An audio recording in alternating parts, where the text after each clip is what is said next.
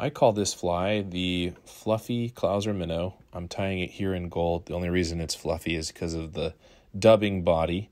We're going to use a size 6 Orvis straight eye hook, which is usually used for woolly buggers. I like this hook a lot for normal Clouser minnows, but it works great for this one as well.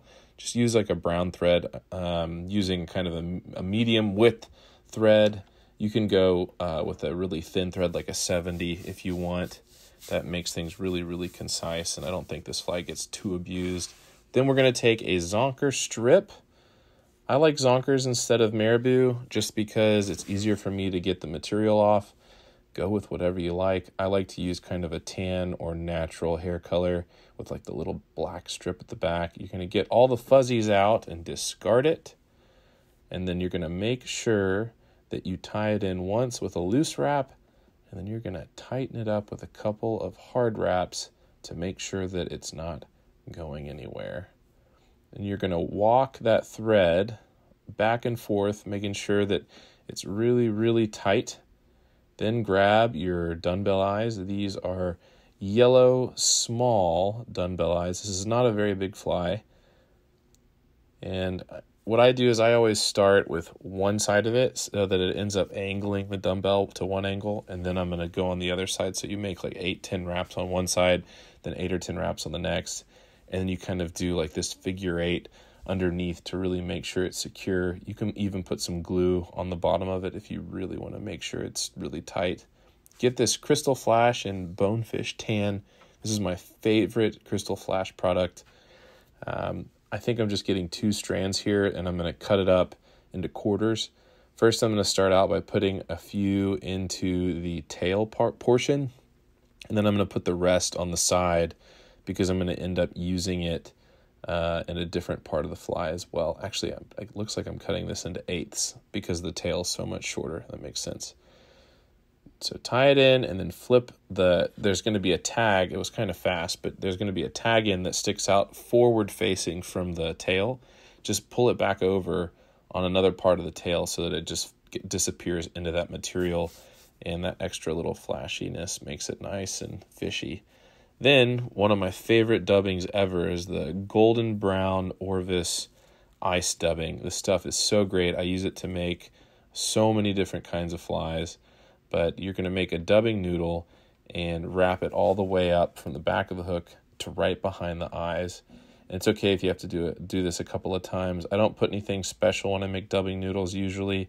Just make sure that you rotate that material in the same direction with a lot of friction, and then it shouldn't really go anywhere. Once you've got that nice and secured, you're going to tie in the leftover Crystal Flash that you've got. Make sure that's nice and tied in. And then we're going to grab some bucktail. This is a brown fly, so I'm only using the brown part of this bucktail. And a lot of people would want you to stack your bucktail. I don't really do that here. What I will do is pull out all the fibers that kind of look wonky so that it's just, there's no fuzzies. I'm kind of reshaping it so the tips are evenly spaced. I'll do that a couple times sometimes. And then you're going to place that right behind the eye of the hook. Make sure there's enough space to wrap in. You don't want to crowd that eye, or else you're not going to be able to tie the end of the hook. And you're just going to start with a loose wrap and then tighten it. Cut off the excess, trim it up. I'm switching scissors from like my general purpose Dr. Slick scissors to kind of the smaller ones that help you get in to get the little pieces out. And then I've cut up another Crystal Flash strand into, I think, 1/8. And I'm going to tie in, I think, 2 sets, one on this side and one on the other, to make sure that there's a bunch of flash into this fly. Yep, there we go. Then put the rest of it in, tie that in.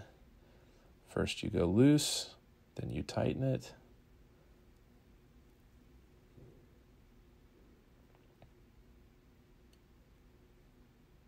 Clean it up with your small scissors. And then you're going to tie this in with a little hand-done whip finish. Next, all you need to do is glue it and put some resin on it to make it really pop. But pretty much you can, anytime I'm doing flies for myself and not YouTube, I'm not going to put resin. I'm just going to put glue. It's practically the exact same, but the glue makes it really, really tight in case that resin pops off from hitting too many hard objects. You're going to finish it with this thick UV resin, hit it with the light, and you have yourself a brown fuzzy Clouser minnow. I like to use this fly here in Central Texas all the time. It produces really well for me all times of the year. I usually fish it slow with sinking line. Stay tuned if you want to see me catch a couple fish.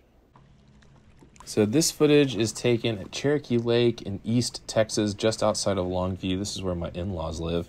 And I have taken their kayak to escape the kids. And I'm using my Tenkara rod with this fly. And I actually caught some pretty good fish on this trip. I got this perch right here. It was Memorial Day weekend, so the water was absolutely insane. But it's a really fun fly to fish with Tenkara because even if you're not catching big fish, the Tenkara makes it kind of a fun fight, especially since you have to hand reel it in. But this is the first of many fish I caught over the weekend with the Fluffy Clouser Minnow.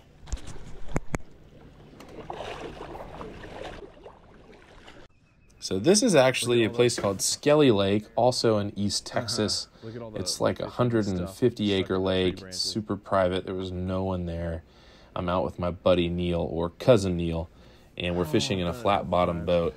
But I've got floating line on my 5-weight rod, and I'm doing a slow retrieve because it's not super deep in this lake, and I get a nice little bass. The thing you have to be careful with this fly is if it's super windy, I find that it's really hard to cast because it's a little bit heavier with the dumbbell eyes if you don't tie in eyes that are relatively light.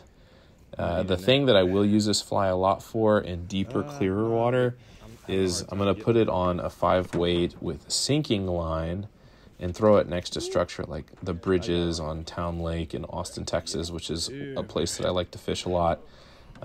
That's a place where I'd have bigger eyes, like a large eyes, so that it'll go deeper and farther, and I might make the fly a little bit bigger, and I'll make it really, really slow.